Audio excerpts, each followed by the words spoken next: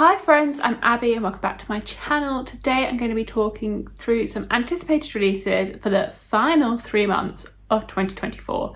So 10 releases for October, November and December. This is a series I've been doing for quite a while now, so I will link the playlist which will give you some ideas of some other books that I've spoken about that have either been released in 2024, 2023, 2022. I can't remember exactly when I started it, but it just gives me some ideas of things that I'm looking forward to over the next few months, and also potentially ones that you could be looking forward to. If you have any ones that I don't mention, please let me know down below in the comments, because I obviously cannot find everything. I went into the bookshops last weekend and I was like, where all of these books come from? I had no idea these things were getting released. How did I not know about it? And I feel as though I'd spent quite a bit of time looking up new releases for these videos, but there are so many that I missed, and I'm like, oh, this book has just appeared out of nowhere. Oh, that sounds interesting. I never knew that was coming out. Great. I definitely missed some, and I do always try and cap this at 10 because otherwise it just gets a bit overwhelming. Here are 10 books that are coming out over the next 3 months that I am personally anticipating. And I know we are in October, and I know this is late, and I'm sorry. It just is what it is, and it's better late than never. So some of these have already come out as of posting this, but maybe you've not heard of them, maybe they still intrigue you, and it does have some that have not come out yet. But October is quite a good big month for releases. It is a big month for those fantasy releases, and this is what this list is. I think everything on here is a fantasy. It is a fantasy. We are out of romance season, which was the summer.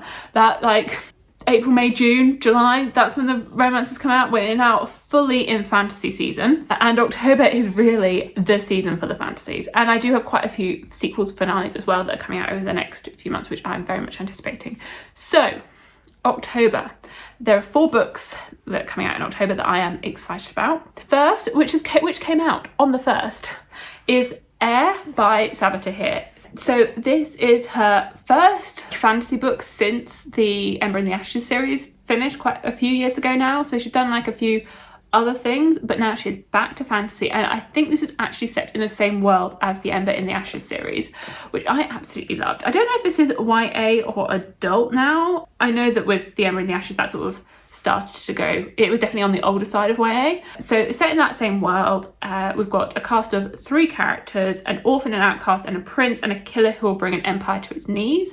So I think we have these 3 characters. One's called Ace, one's called Saoirse, and one's called Quill. And although they lead quite disparate lives, they're going to get intertwined within this story. And yeah, they're going to grapple with power, treachery, love, and the devastating consequences of unchecked greed on a journey that may cost them their lives and their hearts.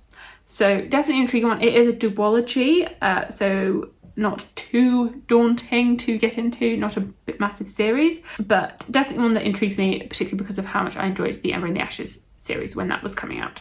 On the 3rd of October, The House at Watch Hill by Karen Marie Moning came out. So this is the start in a new series by her, which sounds so gothic and perfect for the October season, witchy October gothic vibes. It follows a main character called Zoe Grey, and her mother has recently passed away, and she gets contacted to inform her that she has got an inheritance. One part of that is this old creepy house in Louisiana called the House at Watch Hill, and part of the agreement for her to gain this big inheritance is that she needs to live in this house for 3 years. And she's like, guess so, guess I'll do that. And when she arrives, she is greeted by an impossibly sexy Scottish groundskeeper. But the house is full of countless secrets and mysteries, with doors that don't lead anywhere and mysterious turrets and things. And so I think we'll see how that all unfolds. I think this one is the start. Yeah, it's the start of a trilogy. I really liked the Fever series.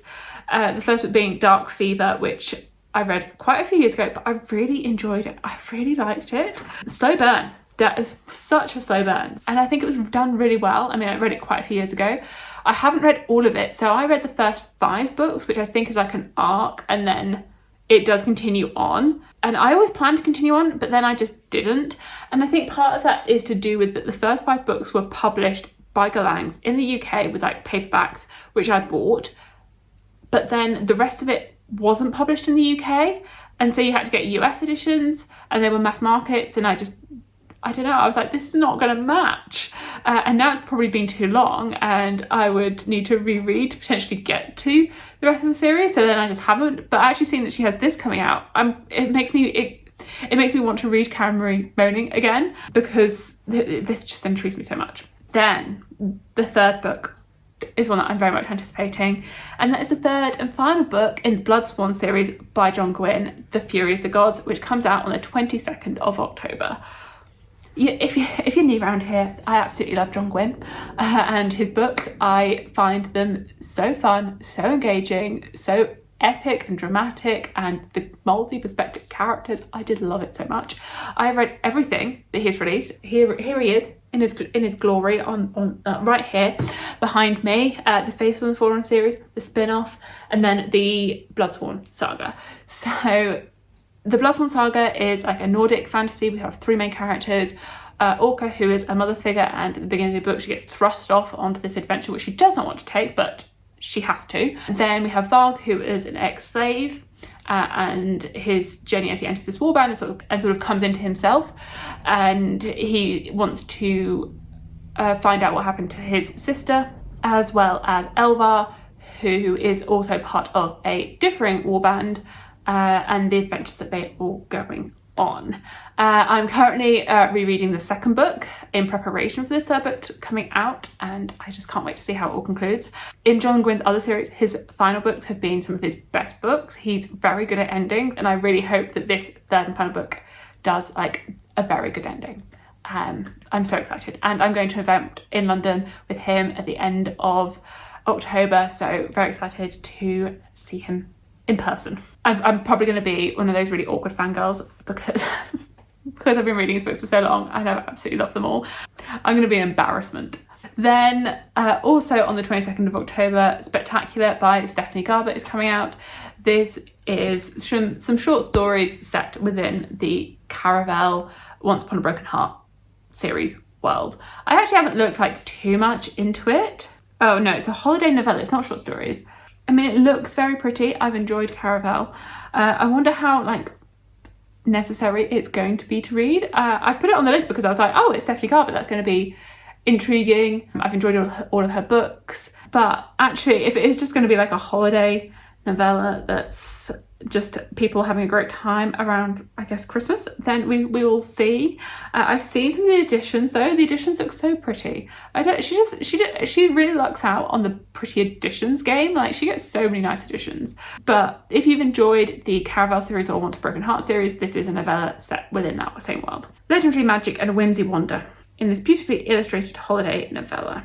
Maybe an easy one to read around Christmas time if you just want something quick and easy and fun and straightforward. Now we move into November, and in November again, loads of books in November. So the first of these coming out on the 14th of November is The Lotus Empire by Tasha Suri, again a finale. So maybe this is the time to be getting onto these series if you want to be like reading them ahead of the finale's release, because then you have all the books, you can marathon, you can binge, and you will have everything at your fingertips. So this is the third and final book, the first book being The Jasmine Throne, which is an Indian-inspired epic fantasy. The first book starts off and you're following this princess who's been put in the tower by her horrible brother, and it's set in a very patriarchal society where he thinks that he's got the power to rule. She gets locked up there, and you also follow her maidservant and their relationship that builds. It's got a very interesting magic system with people sort of getting corrupted by trees and leaves coming out of them that slowly kill them. So I need to read the sequel and then get to the final book in November, but excited to see how that all concludes. And I've typically enjoyed Tasha Suri's books, so very excited to see how that all works out. She's also at the John Gwynne event, so oh god, maybe I should try and read the sequel before I get to that event, so I have both. Oh dear, realising the priorities that I need to do. Coming out on the same day, on the 14th of November, is The Courting of Bristol Keats by Mary E. Pearson.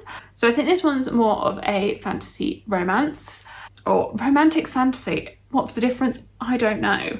I've enjoyed Mary E. Pearson's like other books, which is why I'm particularly interested in this one. I think this is her first adult one and not YA. Dangerous Fae, Dark Secrets and Addictive Romance. Bristol Keats and her siblings have lost their parents and are struggling to stay afloat in their small town.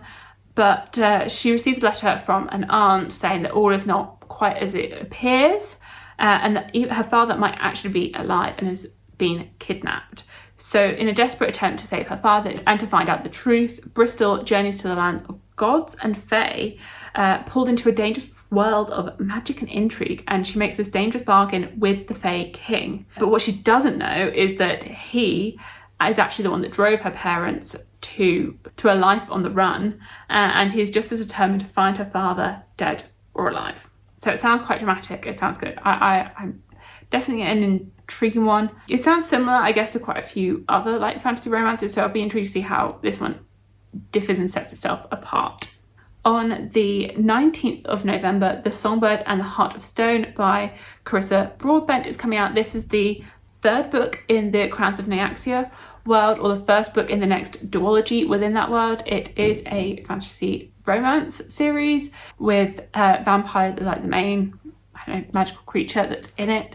I've loved Carissa Broadbent's books. I discovered her last year and really enjoyed the first like duology within this Crowns of Nyaxia world, which starts off with like a trial. We follow this main character who is a human, and she's entered into it, and she's been raised by a vampire, knowing that at the end of this trial she can ask a boon from the vampire goddess, and that boon that she's hoping to obtain is to become a vampire herself. But you know, things don't always go to plan. I really enjoyed her writing style, the way that she combines fantasy elements with the romantic elements. I'm definitely intrigued to see, having met the female main character in that first duology, how her like relationship is going to develop, and also how the world is going to develop and expand as we get more and more lore from this world. So very excited to read that one, and I would highly recommend Carissa Broadbent. Would highly recommend her, especially if you enjoy like fantasy romance, but with mostly like with really strong fantasy elements. Would strongly recommend her books. And then on the 21st of November, Blood of Hercules by Jasmine Mass is coming out. So this one just seemed to, it got advertised to me a lot. I don't know what, like, I think it's Harper Voyager are doing, but they keep advertising it to me. So I hadn't been like super interested in it. I was like, what is this? Why is it? It just keeps coming up. I don't know if this is happening to anyone else, but it keeps coming up. It does sound a little bit generic in that it is a fantasy romance, and I'm wondering how it's going to set itself apart. But because it keeps coming up, I'm going to mention it. It's the start of a duology. It says it's a dark romantasy TikTok sensation. Is it? Oh no, that's the sequel. I find that so funny. The first book's not even come out yet, and I accidentally clicked on the Goodreads page for the sequel, and it says Bonds of Hercules, the highly anticipated sequel to the 2024 dark romantasy Greek mythology TikTok sensation.